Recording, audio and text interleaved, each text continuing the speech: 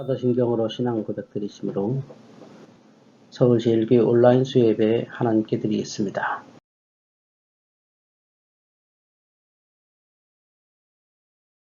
나는 전능하신 아버지 하나님 천지의 창조주를 믿습니다. 나는 그의 유일하신 아들 우리 주 예수 그리스도를 믿습니다. 그는 성령으로 잉태되어 동정녀 마리에게서 나시고 본디오 빌라도에게 고난을 받아 십자가에 못 박혀 죽으시고 장사된 지 사흘 만에 죽은 자 가운데서 다시 살아나셨으며 하늘에 오르시어 전능하신 아버지 하나님 우편에 앉아 계시다가 거기로부터 살아있는 자와 죽은 자를 심판하러 오십니다. 나는 성령을 믿으며 거룩한 공교회와 성도의 교제와 죄를 용서받는 것과 몸의 부활과 영생을 믿습니다. 아멘.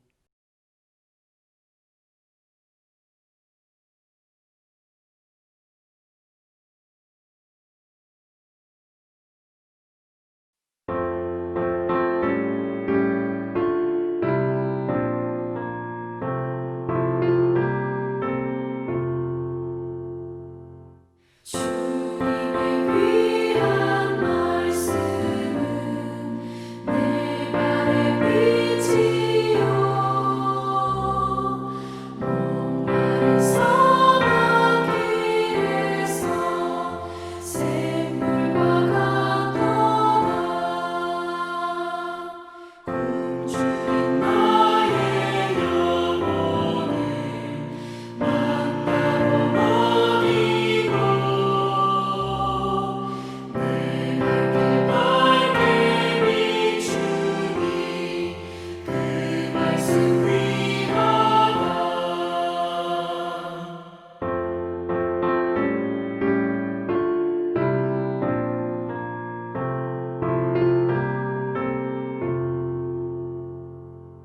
낮에는 구름 기둥과 밤에는 불기둥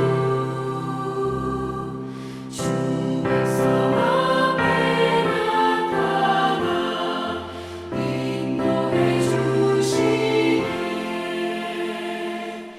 하늘의 깊은 지혜를 깨닫게 하시고 주 말씀 알게 알도록 늘 도와주소서.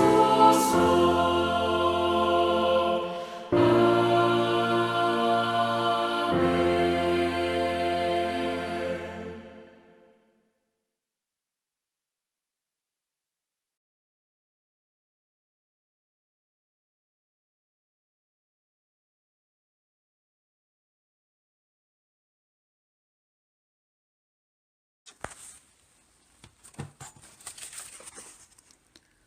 사랑해 주님 감사합니다. 더워 하던 때가 엊그저께 같은데 이제는 추위가 다가오는 계절이 되고 말았습니다.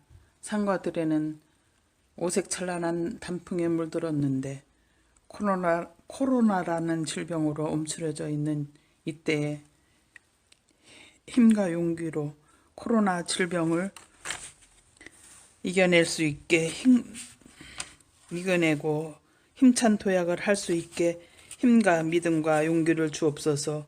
서울제일교회를 사랑하시는 하나님, 우리 교회 속에 속해 있는 모든 성도님들 환절기에 건강 지켜주옵시고 어르신들 건강도 잡아주시옵소서.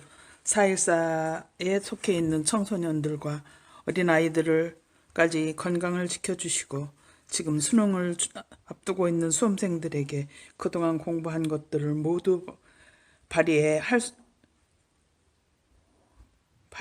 수 있도록 힘을 주옵시고 건강도 지켜주시옵소서. 온라인이라는 소요 예배를 참여할 수 있음을 감사합니다. 집이 멀다는 핑계로 수요 예배도 참여를 못하고 핑계만 대었는데 온라인이라는 좋은 예배가 있어서 참여할 수 있음을 감사합니다.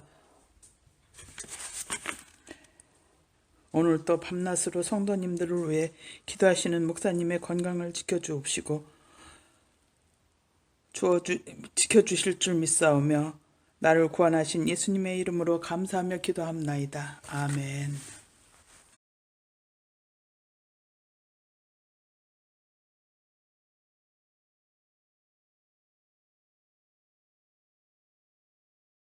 이스라엘아 들으라. 우리 하나님 여호와는 오직 유일한 여호와시니 너는 마음을 다하고 뜻을 다하고 힘을 다하여 내 하나님 여호와를 사랑하라. 오늘 내가 네게 명하는 이 말씀을 너는 마음에 새기고 내 자녀에게 부지런히 가르치며 집에 앉았을 때든지 길을 갈 때든지 누워있을 때든지 일어날 때든지 이 말씀을 강론할 것이며 너는 또 그것을 내 손목에 메어 기호를 삼으며 내 미간에 붙여 표로 삼고 또 내 집 문설주와 바깥문에 기록할지니라. 아멘.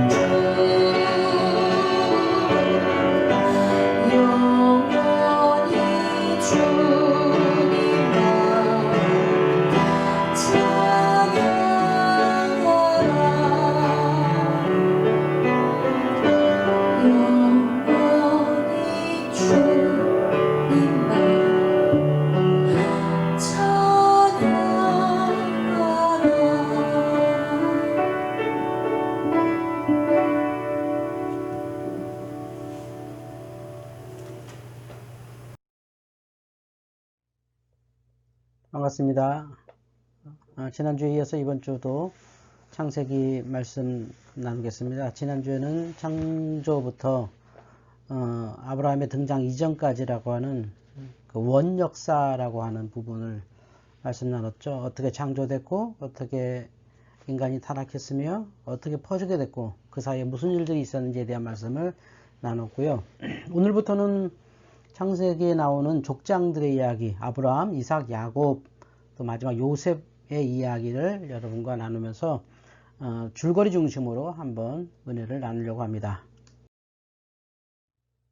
예, 족장의 첫 번째 믿음의 조상이라고도 하고 이스라엘의 시조로 알려진 사람이죠. 아브라함에 대한 말씀이 창세기에 먼저 나옵니다. 족장사의 첫 번째 인물인데요.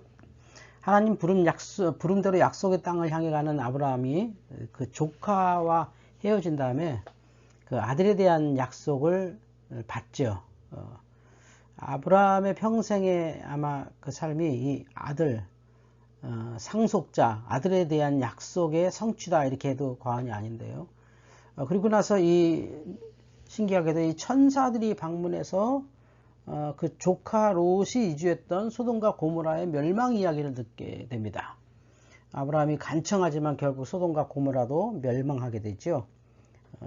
롯과 그의 식구들은 다만 구원받죠. 근데 그 롯, 조카 롯의 아내는 그 구원받을 때 뒤를 돌아보는 바람에 소금 기둥이 됐다라고 하는 이야기가 또 잘 알려졌습니다. 그런데 이 아브라함이 그 하나님께 아들에 대한 약속을 받았는데 그 기다리지 못하고 그 여종 하갈에게서 이스마엘을 낳습니다. 그러니까 이제 어머니가 단 아들이 되겠죠. 이게 이제 갈등이 생기기 시작합니다. 어쨌든 이제 우여곡절 끝에 90세의 나이로 아내가 이삭을 낳고 아브라함은 100세 때 낳았죠. 그런데 하나님께서 이 아브라함에게 이삭을 바치라고 하는 시험을 또 주셨고 아브라함이 믿음으로 이삭을 바치는 그래서 거기서 구원받는 그런 얘기도 있습니다. 아브라함이 믿음의 조상이고 우여곡절이 많았습니다만 결국 하나님의 말씀대로 가나안을 갔고 그리고 거기에서 이삭을 낳았다. 이 얘기가 아브라함 이야기의 큰 줄거리가 되겠습니다. 다음에 한번 이삭 이야기 나눠보겠습니다. 네, 이삭 이야기입니다. 그 사진은 뭐냐면 이삭이 야곱에게 안수하는 그죠? 그러니까 야곱에게 속아서 애선절하고 안수하는 사진입니다. 이 이삭의 이야기가 지금 화면 보신 것처럼 별게 없지요. 간단합니다. 야곱 이야기, 요셉 이야기 굉장히 많습니다. 근데 이삭 이야기는 별로 할 게 없을 정도로 간단합니다. 이게 무슨 뜻일까요? 별일이 없었다는 얘기입니다. 쉽게 얘기해서 평탄했다. 좀 전에 말씀드린 아브라함이 모리아산에서 이삭을 바친 이후에 이삭은 상당히 초월적인 삶을 살았던 것 같습니다. 생사를 초월했겠죠. 그래서 그런지 몰라도 이삭은 하는 것마다 잘 됐고요. 별로 어려움 없이 잘 살게 됐습니다. 특히 이 주변 민족들과 이 우물 문제로 당시 우물은 뭐 정말 중요한 자산인데 그 우물 싸움을 많이 겪었지만 결국은 이삭이 다 이기죠. 그러니까 전쟁을 했다는 얘기가 아니라 주변에서 이 이삭의 우물을 많이 시기해서 막 뺏고 그랬는데 그러니까 이삭은 뺏기죠. 뺏겨도 하나님께는 더 축복하시고 더 축복하고 더 축복하셨어요. 그래서 하나님이 주신 축복으로 주변 사람들을 다 이긴 그런 삶을 살았습니다. 그래서 이삭에 대한 이야기는 많지 않죠. 아브라함의 이야기에 걸려있고 그 아들 야곱과 에서의 이야기에 걸려있을 정도로 그렇게 평탄한 삶을 살았습니다. 순종의 축복이 바로 이런 것 같습니다. 다음에 야곱 이야기 나눠보겠습니다. 아마 이 야곱만큼 이 복잡한 사람이 없었겠죠. 보신 것처럼 내용도 많죠. 아브라함보다도 많죠. 앞서 말씀 나눈 이삭은 쌍둥이를 낳습니다. 어머니 뱃속에서 이란성 쌍둥이였던 것 같아요. 이삭이 에서와 야곱을 낳는데 이 에서가 형입니다. 그러면 이스라엘의 그 법에 의하면 형이 모든 것을 다 권리가 있죠. 근데 야곱이 늘 형 에서의 장자권을 탐을 냅니다. 그리고 제가 여기다가는 장자권을 샀다, 아버지 이삭을 통해 축복 받아냈다 했지만 사실은 거의 속임수를 통해서 이렇게 했습니다. 이게 옳으냐 이건 모르겠습니다. 그런데 중요한 것은 이 야곱이 그 정도로 하나님의 축복권, 이 장자권을 굉장히 소중히 여긴 가치를 높게 평가한 사람 같습니다. 어쨌든지 간에 형 속이고 아버지 속여서 장자권을 받았는데 그러니까 이제 이게 들통나서 이제 도망갑니다. 형이 죽인다고 쫓아가고 뭐 정말 야반 도주했죠. 급하게 그 멀리 삼촌 라반의 집으로 도망갔습니다. 거의 이민과 같은 과정인데요. 도망가다가 베델이라는 곳에서 하나님을 만나고 서원합니다. 자기가 잘 살고 다시 돌아오면 이곳에 하나님의 집을 짓겠습니다 해서 거기 하나님의 집 베델이라고 했지요. 그래서 이제 라반 삼촌의 집에서 거의 종살이 하다시피 했습니다. 그래서 결혼도 삼촌한테 속아서 레아하고, 그리고 원래 사랑했던 여자가 삼촌의 그 둘째 딸 라헬인데, 그 라헬과 나중에 결혼합니다. 그러니까 뭐 두 여인과 다 결혼을 하긴 하죠. 우리 정서에는 안 맞는 일이지만 이스라엘은 이게 정상적이었습니다. 이 먼 외척과 결혼을 할 수 있게 되었습니다. 그래서 두 여인과 결혼하고 그 두 여인과 또 두 여인의 그 몸종 총 4명의 여인을 통해서 12남 1녀를 얻게 됐지요. 그리고 이제 돌아오면서 다시 고향으로 이제 큰 거부가 돼서 돌아오면서 야곱이 평생 해결해야 될 문제 있잖아요. 형과의 화해 하기 위해서 돌아가다가 야복강에서 천사와 싸웁니다. 지금 보시는 사진이 바로 그건데요. 거기서 하나님의 축복을 받게 되죠. 그러면서 에서와도 자연스럽게 화해에 성공하게 됩니다. 그런데 12남 1녀가 그 두 아내 레아와 라헬 사이에 태어난 자녀인데, 그리고 또 레아와 라헬의 몸종 빌하, 실바라는 여인들인데요. 이 여인들 통해서 12남 1녀를 얻는데, 야곱이 그 라헬을 사랑한다 그랬잖아요. 그 라헬이 낳은 자식이 요셉입니다. 요셉. 그리고 이제 베냐민도 낳다가 죽게 되는데, 어쨌든 요셉을 특별히 사랑했습니다. 근데 이게 이제 다른 형들의 시기의 대상이 된 것 같습니다. 이렇게 야곱은 우여곡절의 삶을 살았던 분입니다. 이제 마지막으로 요셉 이야기 나눠보겠습니다. 사진에 웬 이집트 사람이 나왔죠? 요셉이 이집트의 총리 대신이 되었기 때문에 요셉은 저렇게 그림에 나옵니다. 이집트 사람하고 똑같죠. 이집트에 아주 높은 사람이니까요. 왕 다음으로 높은 사람이죠. 이 요셉이 그 아버지 야곱의 사랑을 독차지했다고 제가 직전에 얘기했잖아요. 왜냐하면 야곱이 사랑했던 라헬이 낳은 아들입니다. 라헬이 낳은 아들. 라헬이 두 아들 낳아요. 요셉과 베냐민을 낳는데, 베냐민을 낳고 라헬이 이제 사실은 애 낳다 죽지요. 그래서 몰라도 요셉은 야곱은 베냐민보다 요셉을 아주 끔찍히 사랑했어요. 이게 형들의 배다른 형이죠. 우리가 흔히 얘기하기에 이복형, 뭐 어머니가 다른 형들이 보통 시기를 받은 게 아니죠. 그래서 형들이 이거 죽이려고 하다가 노예로 팔아버려요. 근데 야곱은 뭐 죽은 줄 알았어요. 형들이 죽었다 그랬으니까. 짐승에 먹혀 죽었다 그랬어요. 노예로 파니까 이제 애굽에 이집트에 노예로 팔려가서 아주 많은 고생을 합니다. 보디발의 아내의 유혹을 뿌리쳤더니 그 여인이 저 남자가 나를 겁탈하려고 그랬다. 거꾸로 말하는 바람에 누명을 써서 옥에 갇혔고, 옥에 갇히는 가운데서 그 애굽의 높은 관직의 두 사람을 만나는데 술 맡은 관원장과 떡 맡은 관원장을 만나요. 그 사람들이 꿈을 꾼 걸 통해서 술 맡은 관원장은 살게 되고 떡 맡은 관원장은 죽게 된다는 걸 얘기해줘요. 근데 정말 그 꿈의 해몽대로 술 맡은 관원장은 다시 왕이 불러서 높은 자리를 다시 차지하고 떡 맡은 관원장은 죽지요. 그런데 이제 이 술 맡은 관원장을 통하여서 그 요셉이 바로에게 소개됩니다. 그래서 이 요셉이 애굽에 출세하게 되는데, 그 후에 이제 큰 흉년을 통해서 요셉이 애굽을 건져냅니다. 엄청난 일을 하죠. 그래서 총리 대신이 되는데요.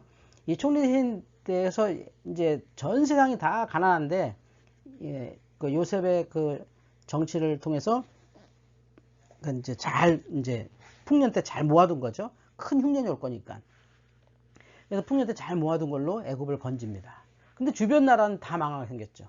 다 망하게 생긴 사람들이 이제 애굽으로 찾아오다가 그 속에 요셉의 형들도 오게 된 겁니다. 먹고 살 게 없어서. 가나안이 흉년 들었으니까요. 전 세상 흉년 들어서 애굽에 먹을 게 있다라는 얘기 듣고 막 와서 이제 먹을 거 사러 왔다가 요셉을 만나고 이제 화해하고, 그리고 이제 요셉이 애굽에서 죽게 됐다. 이 얘기까지가 창세기의 줄거리였습니다. 네, 지난주에 이어서 두 주에 걸쳐서 창세기 말씀 나누어 보았습니다. 원역사, 그리고 족장사. 성경 한번 쭉 읽어보시면 알 수 있는 얘기지만 제가 이렇게 이야기를 곁들여서 여러분께 소개해 보았습니다. 성경 66권 중에 첫 번째 권을 우리가 읽었다, 이런 생각이 듭니다. 제 이야기 잘 정리하셔서 창세기 읽을 때 여러분이 직접 읽어보시면 그 속에 더 재밌는 얘기, 또 아주 아름다운 이야기들 많습니다. 2주에 걸쳐서 창세기 나눴습니다. 앞으로 또 출애굽기, 레위기, 민수기, 신명기 계속해서 여러분과 읽어 나가길 원합니다.